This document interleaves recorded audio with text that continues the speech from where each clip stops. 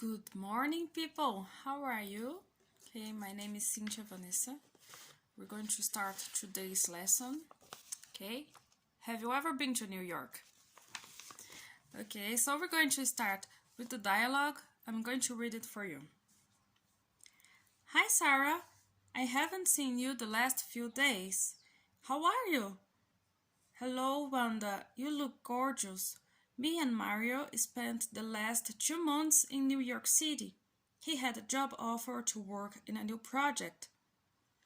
Oh my, what about the kids? Do they like the city? Well, they've been on their phones a lot. It's been crazy lately. We haven't visited the Statue of Liberty, the Empire State Building, or the Modern Art Museum. We did not have time. I wish I could visit you in New York, but I'm very busy here too. You can come have dinner with us today. We'll go back to New York tomorrow. Okay, so you can see the text refers to things that happened in the past. And today we're going to study the simple past and the present perfect and see what's the difference between these two. Okay, so what you need to keep in mind is that the present perfect refer to actions that happened in the past and still reflect on the present. Okay? While the simple past is generally about actions that start in the past and finished in the past. Okay? There are three situations that are going to help us distinguish these two verbal tenses. So, for the present perfect, we can think about recently finished actions. Okay?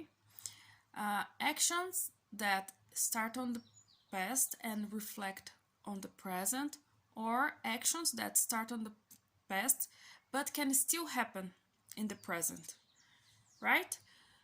For the simple past, we can think about punctual actions, specific dates, and simple events. All right? Now let's go back to the text, and we're going to examine on the text when we use simple past, when we use present perfect, and why. Okay, so the first sentence. Hi, Sarah. I haven't seen you the last few days. Okay, so it's not specific. Okay, the last few days is not specific, and it's something that reflects on the present. That's why it's present perfect. Okay, so the first sentence we have present perfect there. The fourth sentence, okay, Sarah says, me and Mario spent the last 2 months in New York City. He had a job offer to work in a new project. All right, we spent the last 2 months in New York City. That's something that happened in the past. It's finished.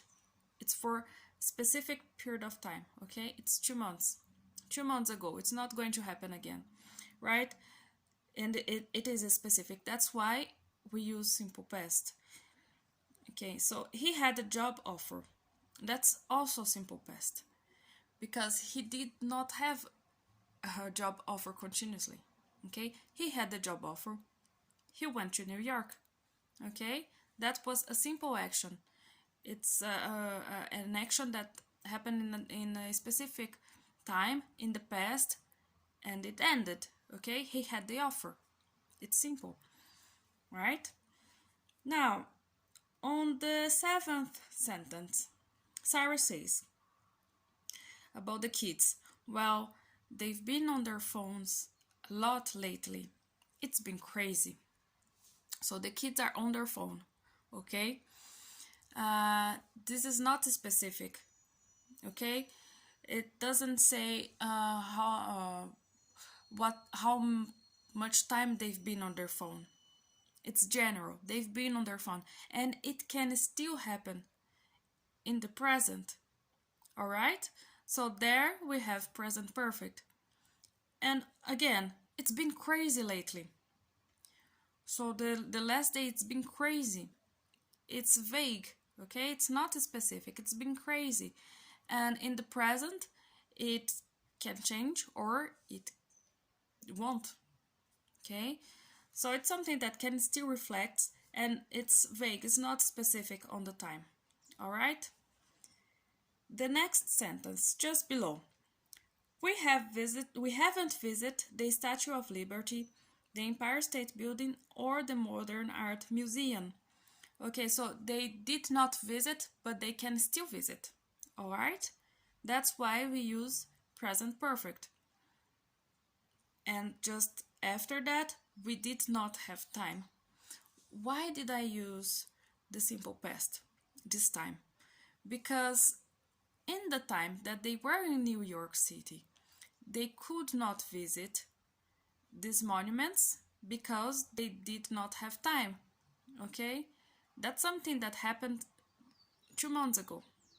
They can still visit, but the time they spend there, these 2 months, it's not going to go back. Okay, so now I use the simple past. It's the same thing for the title. See, have you ever been to New York? That's something you can still do if you haven't been there. So in general, when you ask questions like, have you ever done that? Or have you ever been there? It indicates that something you can still do.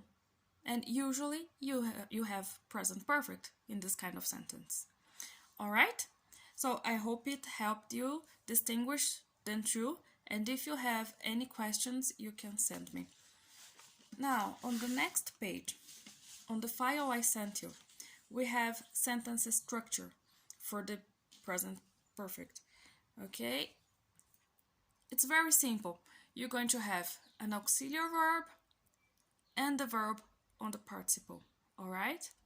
That's the structure. The auxiliary verb, it's have or has. It depends on the subject. And we studied that, okay?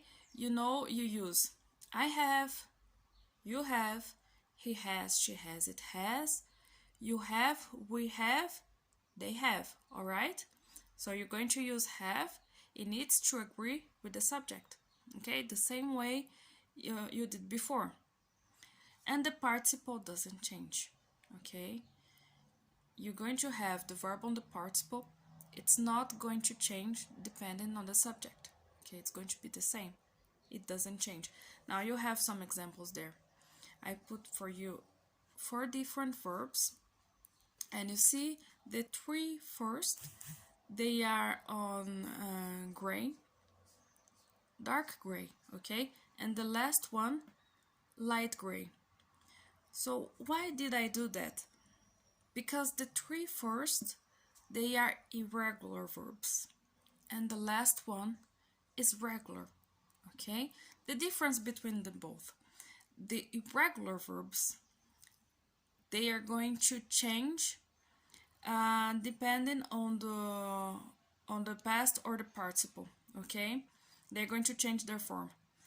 And the regular verb, they're going to be with ed in the end. So it's very simple. You have the verb. You can see here the last one, to visit, okay? So the past is visited, the participle, it's visited. As simple as that, okay? It didn't change. Just add ed. But the 3 other verbs, they're going to change.